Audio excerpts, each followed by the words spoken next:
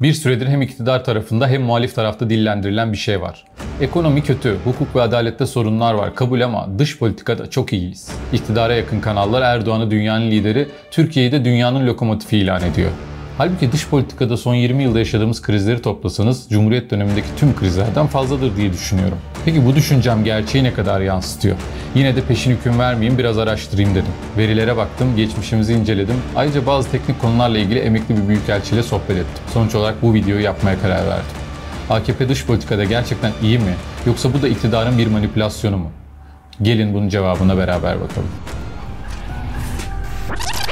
Macron'un zihinsel noktada bir tedaviye ihtiyacı var. Zalim Sisi tarafından devrilmiş ve hapse atılmış.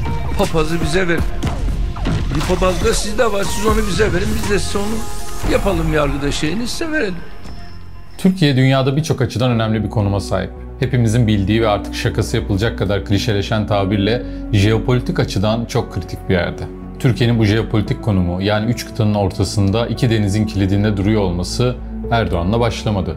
Erdoğan'la da bitmeyecek. AK Parti'nin gerilemesi, yıkılması demek Türkiye için de bir büyük felaket anlamına gelecektir. Cumhuriyet'in ilk yıllarında Lozan, Hatay ve Montreux gibi dosyalar diplomasi tarihine önemli kazanımlar olarak geçti. İkinci Dünya Savaşı'na girmeden ülkeyi yıkımdan koruyan, 1952'de NATO'ya giren de Cumhuriyet haklıydı. 1974'te ABD'ye kafa tutup ambargoları göze alıp Kıbrıs'a müdahale eden de Türkiye Cumhuriyeti'ydi. Körfez Savaşı'ndaki tutumu, Kardak krizindeki askeri ve diplomatik başarısı da Erdoğan öncesi dönemde yaşandı. Helsinki zirvesinde Türkiye'nin AB üyeliği süreci resmen başlatıldığında Cumhurbaşkanı Erdoğan değildi. AKP henüz kurulmamıştı. Ama sadece konum değil. Türkiye aynı zamanda kültürel ve sosyolojik açıdan da bir geçiş bölgesi. Hem Müslüman hem seküler, hem batıya entegre hem doğunun hafızasını taşıyor. Bu sentez Türkiye'yi diplomatik açıdan da eşsiz kılıyor. Zira pek çok kriz bölgesinde hem konuşan hem dinlenen nadir ülkelerden biri olabiliyoruz. O yüzden asıl soru AKP bu mirasın üzerine ne koydu, ne eksiltti? Bir ülkenin dış politikada güçlü olup olmadığını anlayacağımız belli başlı parametreler var. Ülkeleri soft power ve hard power diye adlandırılan iki ana başlıkta inceliyoruz. Hard power, diğer ülkeleri korkutmaya yarayan ekonomik ve askeri gücü temsil ederken, soft power ise kültür, sanat, spor, diplomasi yoluyla diğer ülkeler üzerinde etkili olma gücümüzü ifade eder. Bu ikisini de etkin ve güçlü kullanan ülkeler içinse akıllı güç kavramı kullanılabilir. Bu iki gücü etkili kullanan ülkelerin başına şüphesiz Amerika Birleşik Devletleri geliyor. Bunun en önemli sebebi ekonomi. 2024 itibariyle nominal gayri safi milli hasılada dünyada birinci. Dolar küresel rezerv para olarak kullanılıyor. Dünya ticaretinin %80'i dolarla yapılıyor. Ayrıca Apple, Amazon, Microsoft gibi dünyanın en büyük şirketleri Amerika'da. Diğer yandan askeri olarak da çok güçlü. Dünyanın en büyük savunma bütçesine sahip, 700'den fazla yurt dışı askeri üssü olan nükleer silahlar, uçak gemileri, insan hava araçları, siber savaş kapasitesi gibi alanlarda lider. Soft power'ına baktığımızda ise Hollywood, Netflix, müzik endüstrisi, sosyal medya platformları ile küresel kültürü tek başına şekillendiriyor neredeyse. Hadi Amerika kolay oldu. Daha yakından bir örnek verelim. Mesela Fransa'yı ele alalım. Fransa dünyada sözü geçen ülkelerden biri. Dünyanın en büyük 7. ekonomisi. Otomotiv, enerji, havacılık ve tarımda Avrupa'nın en büyüklerinden biri. Nükleer silaha sahip tek Avrupa ülkesi. Orta Doğu'da ve Afrika'da kalıcı askeri üsleri ve birlikleri var. Diğer yandan kültürel olarak da dünyada etkin bir güce sahip. Afrika başta olmak üzere 29 ülkede Fransızca konuşuluyor. UNESCO'nun kurucu ve merkez üyesi Fransa. Mutfağı, modası, sineması, felsefesi ve akademisiyle soft power da oldukça yüksek. Peki biz ne durumdayız? Adım adım gideceğim. Önce ekonomiyle başlayalım. Çünkü dış politikada en önemli kriter ekonomi. Eğer ekonominiz çok iyiyse, doğalgaz ve petrol gibi değerli doğal kaynaklarınız varsa, halkınız ekonomik açıdan refah içindeyse, ekonomi dışında söyleyeceklerimin önemi biraz daha düşük. Biz maalesef Rusya, İran, Suudi Arabistan gibi petrol veya doğalgaz zengin değiliz. O nedenle ekonomiyi ayakta tutmak için birçok unsurun iyi işlemesi lazım. Geldiğimiz noktada ekonomimiz herkesin bildiği gibi can çekişiyor. Enflasyon uzun süre sonra %35 seviyelerine düşmesine rağmen hala dünyada Arjantin'den sonra en yüksek enflasyona sahip ülkeyiz. Gıda enflasyonunda dünyada Zimbabwe, Filistin, İran, Bolivya gibi ülkelerle beraber ilk 10'da yer alıyoruz. Dolar 2002'de 1,5 TL iken şimdi 40 lirayı geçti. İşsizlik yüksek, faizler yüksek, yabancı yatırımcının tercih ettiği ülkelerden biri değiliz. Doğrudan yabancı yatırım 2007'de 22 milyar dolardı, 2024'te 6 milyara kadar geriledi. Bunun hukuk ve adalet sistemiyle de ilgisi var ancak ona sonra geleceğim. Dolayısıyla dış politikada güçlü olmamızı sağlayacak ilk maddede maalesef dezavantajlı konumdayız. Askeri güce baktığımızda ise Avrupa ülkelerine göre hiç fena konumda değiliz aslında. Askeri personel sayısı bakımından NATO'nun en büyük ikinci ordusu bizde. İHA ve SİHA'larla dünyada insan hava araçları konusunda lider ülkelerden biriyiz. Ayrıca PKK ve IŞİD terörü yüzünden mi denir, sayesinde mi denir bilmiyorum ama operasyonel bir deneyime sahibiz. Ancak görmezden gelemeyeceğimiz önemli sorunlarımız var. 2019'da 2,5 milyar dolara aldığımız S-400'leri hala kullanıma sokamadık. Üstelik S-400 aldığımız için ortaklarından olduğumuz F-35 programından çıkarıldık ve hava gücü rekabetinde geride kaldık. Her ne kadar askeri personel sayısında güçlü olsak da niteliklik konusunda tartışmalar var. Önce Ergenekon ve Balyoz süreciyle nitelikli askerlerin tutuklanması ya da görevden uzaklaştırılması, görevden uzaklaştırılan komutanları yerine atanan isimlerin FETÖ'cü çıkması ve ardından 15 Temmuz darbe girişimi nedeniyle ordu ciddi bir şekilde yıprandı. Özellikle komuta kademesinde ciddi sorunlar yaşandı. Askeri okulların FETÖ nedeniyle kapatılıp asker olma şartlarının hafifletilmesi, eğitimlerin niteliksizleşmesi nedeniyle hem kurumsal hafızada hem nitelikli asker yetiştirmede biraz geride kaldık. Bunun da yakın zamanda düzelmesi maalesef beklenmiyor. Peki siyasi güç olarak ne durumdayız? Yani diğer ülkeler bizi siyasi olarak nasıl değerlendiriyor? Bizim hakkımızda ne düşünüyorlar? Bizim sözümüze ne kadar itibar gösteriyorlar? Verdiğimiz kararları, söylediğimiz cümleleri ne kadar ciddiye alıyorlar? Bunun cevabı dış politikadan ziyade iç politikada gizli. Ülkenizde hukukunuz işlemiyorsa, insan hakları ihlalleri yaygınsa, güçler ayrılığı ilkesi ortadan kalktıysa başka ülkelere adalet dersi veremezsiniz. Muhalif liderleriniz, rakipleriniz tutukluysa başka ülkelerin demokrasileri hakkında ahkam kesemezsiniz. İktidarınız geniş halk kesimleri tarafından kabul görmüyor, seçimlerinizin adil ve özgür olarak yapıldığı ile ilgili endişeler varsa dışarıda da kabul göremezsiniz. Eğitim kaliteniz düşükse, kurumlarınızda liyakat yoksa, özel kurumlar inşa edemediyseniz dışarıda güçlü durmanız çok zor. Güçlü dış politika, güçlü kurumlar ve içerideki demokratik düzenle mümkündür. Yoksa dışarıdan öyle görünmeye çalışsanız da inandıramazsınız. Zaten bu isimler Trump Erdoğan'ı övünce ABD yanımızda diye hava atarlar. Trump Erdoğan aptal olma deyince ABD'ye kafa tutuyoruz diye hava atarlar. İç siyaset için söylenen bu sözler dışarıda da dinlenir. Bu tutarsızlıklar sizin güvenilirliğinizi de zedeler. Çünkü dış politikada bir diğer önemli unsur da güvenilirlik. Yani siz İsveç asla NATO'ya giremez deyip sonrasında izin veriyorsanız, Sisi ile asla görüşmem deyip görüşüyorsanız, rahibi asla bırakmam deyip bırakıyorsanız söylediğiniz sözlerin bir etkisi olmayacak. Erdoğan bazen Avrasyacı olup İran, Rusya ve Çin'le flörtleşiyor. Bazen Trump'la görüşüp Amerikancı oluyor. Türkiye devletlerle buluşup Turancı oluyor. Orta Doğu'da ümmetçi oluyor. Öyle Kurtlar Vadisi klipleri çekip Erdoğan elini şöyle omzuna attı, Peres'e şöyle laf soktu diyerek dünya lideri olamıyorsun. Hatırlarsanız Ecevit'in Clinton karşısındaki pozu eleştirilmişti. Peki Obama'nın Erdoğan'la konuşurken verdiği pozu neden konuşmuyoruz? Ya da Trump'ın Erdoğan'a söylediği sözleri Beyaz Saray'ın duvarına asmasını, Putin'in Erdoğan'ı dakikalarca kapıda bekletmesini. Evet, bu pozların ve tavırların dış politikada önemi var. Ancak asıl önemli olan az önce bahsettiğim güçlerde. Peki diplomatik olarak ne durumdayız? Emekli Büyükelçi Mustafa Osman Turan'a bu konuda merak ettiğim birkaç şeyi sordum. Kendisi sağ olsun bildiklerini paylaştı benimle. Bildiğiniz üzere diplomatik ilişkiler o ülkelerin büyükelçilikleri, konsoloslukları veya oradaki ateşelikler üzerinden yürütülür. Dolayısıyla başta ülkeye gönderdiğiniz temsilciler diplomatik ilişkilerde kritik roller oynar. 2002 öncesi Türk büyükelçileri genelde meslek içinden gelen liyakat sistemiyle yetişmiş, onlarca yıl görev yapmış kariyer diplomatlarıydı. Ama 2002 sonrası bu dengeler değişti. Erdoğan iktidarın ilk yıllarında büyükelçilere monşer diyerek onları aşağılamaya çalışmış, toplumun önüne atmıştı. Batı ile iç içe, çok dilli, entelektüel diplomat profiline karşı anti-elitist bir tepkiydi bu aslında. Güya onlar Türkiye'nin çıkarlarından çok Batı'nın çıkarlarını düşünen, Batı'ya özenen insanlardı. Gel bakalım. Gel. Monşer Hamid. Gerçekte ise ideolojik bir kavga yatıyordu. Siyasal İslam'la Atatürkçü, laik ve demokrat düşüncenin bir kavgasıydı bu. Oysa Türkiye'nin büyükelçileri sadece protokol adamları değil, dünyanın dört bir yanında ülkesini temsil eden deneyimli diplomatlardı. Bu monşer söylemi aslında dış politikanın kurumsal hafızasını yok etmeye yönelikti. Çünkü yerlerine sadakat temelli yeni bir kadro getirmek istiyorlardı. İstedikleri de oldu. Birçok büyükelçi ya merkeze çekildi ya emekli edildi. Sınav sistemi değişti. Örneğin eskiden klasik sınav yöntemi uygulanırken çoktan seçmeli sınavlara geçildi.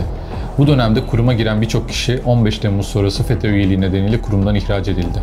İngilizce yeterliliği esnetildi. Büyükelçi atamalarının yöntemi değişti. Eskiden Dışişleri Bakanlığı'nda ciddi bir sicil sistemi vardı. Her diplomat amirleri tarafından değerlendirilir, yıllar içinde deneyim kazanarak yükselirdi. Şimdi bu sistem yok.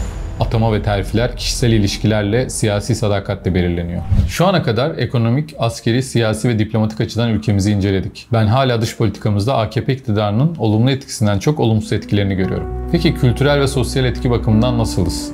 Burada iki unsur öne çıkıyor. Biri ihraç ettiğimiz Türk dizileri, diğeri de insani yardım alanında dünyadaki etkinliğimiz. Türk dizileri Orta Doğu, Balkanlar ve Güney Amerika'da ciddi bir şekilde izleniyor. Türkiye dizi ihracatında Amerika'dan sonra ikinci ülke konumuna geldi. Peki bu dizilerde Türkiye propagandası mı yapıyoruz? Maalesef Muhteşem Yüzyıl dışında sattığımız diziler genellikle aşk, entrika, aldatma hikayeleriyle dolu. Tabii ki dizilerde modern yaşam özellikle Orta Doğu'daki insanların dikkatini ve ilgisini ülkemize çekip Türkiye'yi turistik bir cazibe merkezi yapsa da bu gücü yeteri kadar kullandığımızı düşünmüyorum. İnsani yardımlar konusunda ise Türkiye özellikle Orta Doğu ve Afrika'da TİKA ve Kızılay'ın sahadaki işleriyle küresel bir insani aktör kimliği kazandı. Sporda voleybol ve basketbol alanında başarılar elde etsek de olimpiyat karnemiz çok zayıf. Genç nüfus nedeniyle ciddi bir potansiyelimiz var ancak güreş, boks, okçuluk gibi bazı spesifik branşlarda kazandığımız madalyalar dışında sporun tüm dallarında aktif bir görüntümüz yok. Bunun ülkedeki eğitim ve yatırımla doğrudan bir ilgisi var tabii ki. Peki kriz yönetiminde nasılız? Son 20 yılda Türkiye neredeyse her cephede kriz yaşadı. Mavi Marmara, Suriye İç Savaşı, Rus uçağının düşürülmesi, S-400, F-35, NATO krizi, diplomasi çözüm üretme sanatı iken maalesef kriz üretme aracına dönüştü. Devletin refleksi değil, liderin tepkisi belirleyici oldu. Süleymaniye'de askerlerimizin başına çuval geçiriliyor, nota vermiyoruz. Nota verecek misiniz? Ne notası veriyorsun? Onu söyledim. Müzik notası mı? Mavi Marmara'da vatandaşlarımız ölüyor, giderken bana mı sordunuz diyor. Kalkıp da Türkiye'den böyle bir insani yardımı götürmek için günün başbakanına mı sordunuz? Bakın Rusya'nın uçağını düşürdük, Rusya ile ilişkilerimiz zarar gördü. Domates ambargosu yedik, turizm durma noktasına geldi. Hava savunma sistemi için Rusya'dan S-400 aldık, bu sefer de ortaklarından olduğumuz F-35 programından çıkarıldık. Bu kadar kırılgan, bu kadar diken üstünde bir dış politikanın güçlü olduğu varsayımına nasıl kapıldık? Dış politika ve diplomatik ilişkiler ustalık istiyor ve maalesef biz bu ustalığı gösteremiyoruz. Bildiğiniz üzere yeni Dışişleri Bakanımız Hakan Fidan. Kendisi bu anlattıklarımın hepsinden sorumlu değil tabii. Ama onunla ilgili de birkaç fikrimi söylemeden geçmek istemedim. Hakan Fidan uzun süre MİT müsteşarlığı yapmış ve görev süresi boyunca çok fazla konuda adı geçmiş bir isim. Türkiye dış politikada çok iyi yaygarası koparanlar zaman zaman vites arttırıp bir sonraki Cumhurbaşkanı Hakan Fidan olmalı diyor. İstihbarat kökenli olmayan Hakan Fidan döneminde birçok istihbarat sorunu yaşadık. En büyüğü kuşkusuz FETÖ'cülerin devletin tüm kurumlarına sızmasıydı. Hatta Başbakanlık konutu gibi çok kritik bir odaya bile dinleme cihazı konulmuş, bu durum çok sonra fark edilmişti.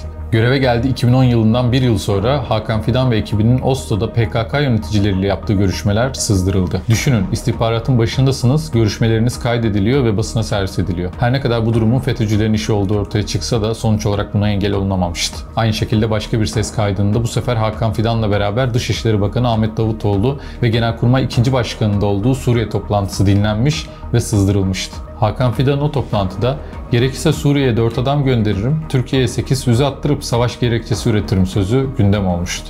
Hükümet ses kaydını inkar etmemiş, aksine servis edilmesini vatan haini olarak niteleyip YouTube'a erişimi bir süre engellemişti. Suriye meselesi Hakan Fidan'ın görevinde en çok ilgilendiği konulardan biriydi. Türkiye, Suriye'de Esad karşıtı örgütleri desteklerken şüphesiz MİT kritik bir rol oynadı. Ancak burada da krizler yaşandı. En ünlüsü siyasi tarihimize MİT tırları olarak geçen krizdi. 1 Ocak 2014'te Hatay Kırıkhan'da, 19 Ocak 2014'te Adana Ceyhan'da Suriye'ye insani yardım götürdüğü belirtilen MİT'e ait kamyonlar FETÖ bağlantılı jandarma ve savcılar tarafından durduruldu. Silah yüklü olduğu iddiasıyla yapılan bu baskınlarda MİT personeli engel olmaya çalışsa da Adana'daki tırların kasası zorla açılıp görüntülendi. Hükümet bunun Türkiye'yi uluslararası arenada zorda bırakmaya yönelik bir kumpas olduğunu açıkladı. Savcı benim iznim olmadan kalkıp böyle bir müdahalenin içine giremez. Hakan Fidan'ın görev sürecinde bir diğer konu ülkede yaşanan patlamalar oldu. Hem IŞİD hem PKK'lı teröristler sınırlarımızdan geçip ülkede ardı ardına operasyonlar düzenliyordu. 2013'te istihbarat bilgisi olmasına rağmen Reyhan patlamasına engel olamayan MİT, 2015 ve 2016'da birçok patlamayı da durduramadı. Onlarca vatandaşımız şehit oldu. Erdoğan'ın Reyhanlı sonrası istihbarat kopukluğu açıklaması da bu vahim durumu ortaya koyuyordu. Asıl büyük sorun şüphesiz 15 Temmuz 2016'da yaşandı. FETÖ'nün TSK içindeki generallerinin başını çektiği bir grup asker 15 Temmuz gecesi hükümeti devirmeye kalkıştı. MİT aynı gün saat 14.45'te bir subaydan gelen ihbarla darbe hazırlığını haber aldı. Ancak bu ihbar tam olarak değerlendirilemedi. Hakan Fidan her ne kadar 16 sularında Genelkurmay'a giderek komutanları uyarsa da darbe teşebbüsü durdurulamadı. Öyle ki MİT Müsteşarı Hakan Fidan darbe teşebbüsü sırasında güncel programını bozmayarak MİT binasında Diyanet İşleri Başkanı ile görüşme yapıyordu. Ülkenin başbakanı da Cumhurbaşkanı da olayları televizyondan ya da eniştesinden öğreniyordu. Daha önce artık saatleri de karıştırmıştık. Yani eniştem beni arıyor. 21.30'da size enişteniz aradı. 21.30'da arıyor ve diyor ki yani Beylerbeyi Sarayı'nın orada bir hareketlilik var. 2017 yılında MİT mensuplarının kaçırılması, IŞİD'in Türk askerlerini kaçırıp öldürmesi, 2021 yılında Gara'da yaşanan başarısız MİT operasyonu gibi bazı kritik meselelerde de maalesef Hakan Fidan ve MİT eleştirilerin odağı oldu. MİT, Hakan Fidan döneminde baylık uygulamasının tespiti, suçluların yurt dışından getirilmesi, Cemal Kaşıkçı olayının aydınlatılmasındaki rolü gibi bazı başarılar elde etse de güçlü bir imaj vermekten oldukça uzaktı. En vahimi de ne biliyor musunuz? Ülkemizin istihbaratın başındaki ismi zehirlemişler ve MİT buna engel olamamış. Üstelik Hakan Fidan televizyonda çıkıp gururlu bir şekilde kendi itiraf etmese bu olayı da bilemeyecektik. Zehirlenme meselesini daha önce söylediniz mi? Ben mi ilk defa duyuyorum?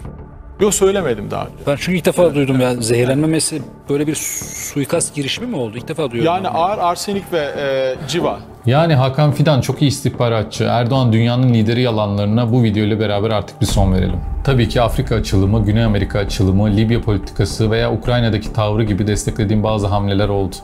Diğer yandan Türkiye'nin her zaman krizleri ve sorunları olmuştur. Erdoğan öncesinden bu yana devam eden Ermeni sorunu, Kıbrıs sorunu, Yunanistan sorunu, PKK sorunu zaten vardı. Ama unutmamalıyız ki Türkiye bölgesel bir güç. Kim yönetirse yönetsin bu böyle kalacak. Maalesef Erdoğan bu gücü kişiselleştirdi. Türkiye'nin stratejik önemini kendi liderliğini göstergesi gibi sundu. Oysa dünya Erdoğan'a değil Türkiye'ye ihtiyaç duyuyor. Şu an Cumhurbaşkanımız Erdoğan olduğu için Erdoğan'la çalışıyorlar. Erdoğan sonrası dönemde de seçilecek yeni Cumhurbaşkanıyla benzer ilişkileri kuracaklardır. Kurmak zorundalar. Türkiye coğrafi konumu, genç nüfusu, askeri gücü ve tarihi mirasıyla önemli bir ülke. Ancak Türkiye'nin uluslararası saygınlığı, liderinin dünyaya nasıl bağırdığıyla değil, içeride ne kadar adil, dışarıda ne kadar tutarlı olduğuyla ölçülür. İzlediğiniz için teşekkürler.